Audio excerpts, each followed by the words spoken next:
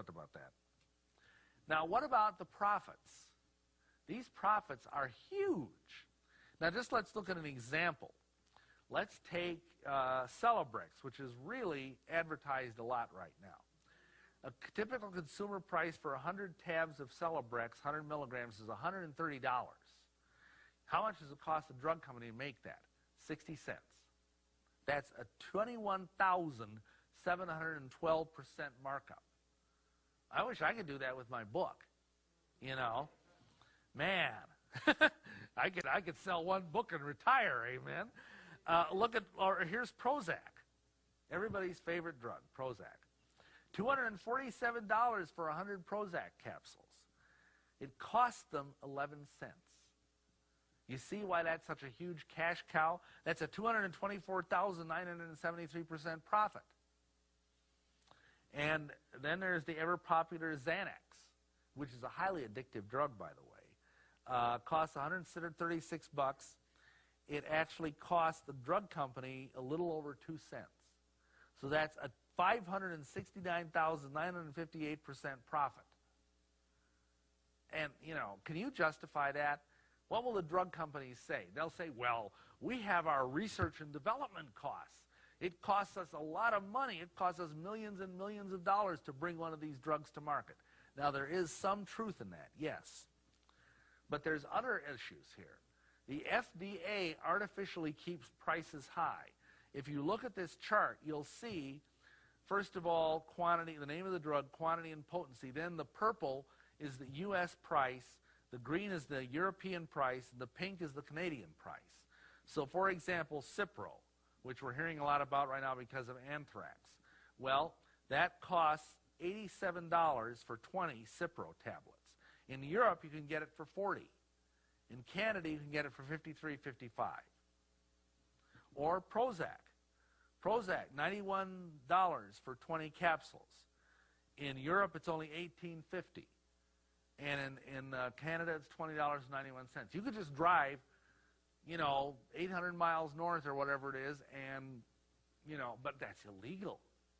The FDA, if they catch you crossing the border with your Prozac, you'll get busted for illegal drugs, even though it's the same drug.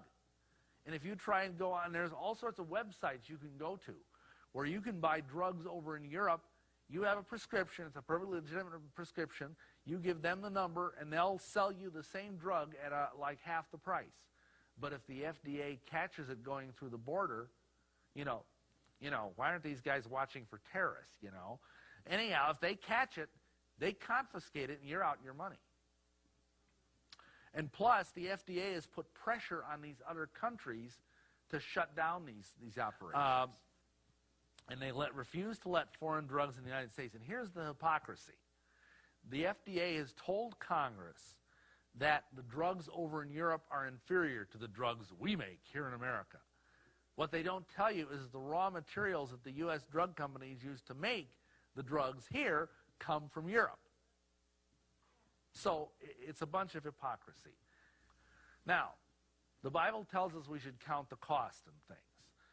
Many drugs are quite effective. And like I've said, I mean, like when I had kidney stones and they were kicking up and I had kidney pain in my back, I went to the hospital. I says, hey, give me drugs, man. That was okay. But they do carry a price beyond the dollars. Because they are toxic, many drugs attack the very body systems they're supposed to help. And I'm going to give you an example. I wish I had time for more than one. Cardiac disease is the #1 killer in America. These are the common drugs that are given to people for cardiac disease. ACE inhibitors are prescribed. They cause zinc deficiency. Zinc is absolutely essential for muscle function and also for what are called sphincters or valves to work properly. Gee, does your heart have some valves in it? Yeah, it does. Beta blockers deplete coenzyme Q10 and melatonin. Now, some of you might not know what CoQ10 is, but it's a coenzyme, which actually means it's a vitamin, but not really.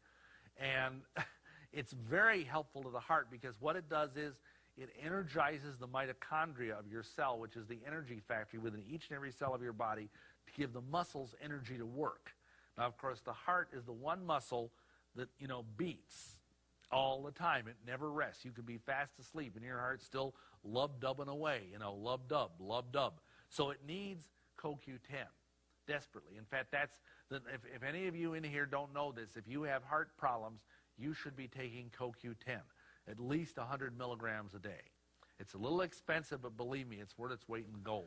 Now, we talk about the drug war and everything. Believe it or not, far more people die every year from prescription drugs than die from illegal drugs.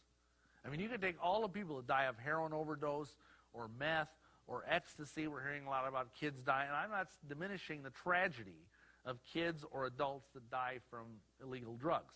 What I'm saying is it's nothing compared to the people that die from killer drugs. And see, here's the difference, okay?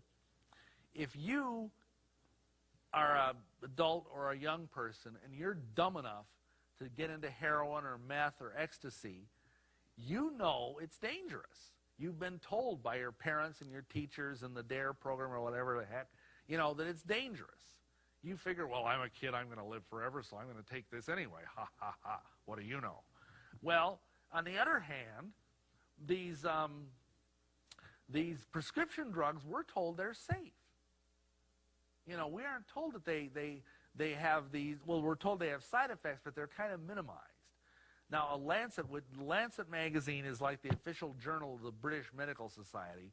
It indicated the number of deaths from prescription drugs tripled between 83 and 93. Now, JAMA, that's the Journal of the American Medical Association, showed that 106,000 hospitalized patients.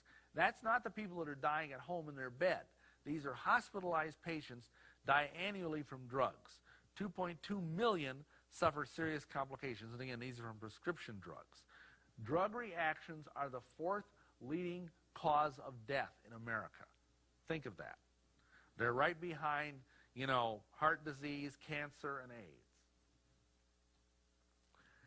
This is a statement by a guy from Harvard Medical School. Medicine is now a high-risk industry like aviation, but the chance of dying in an airplane accident is 1 in 2 million, while the chance of dying from a medical accident is 1 in 200.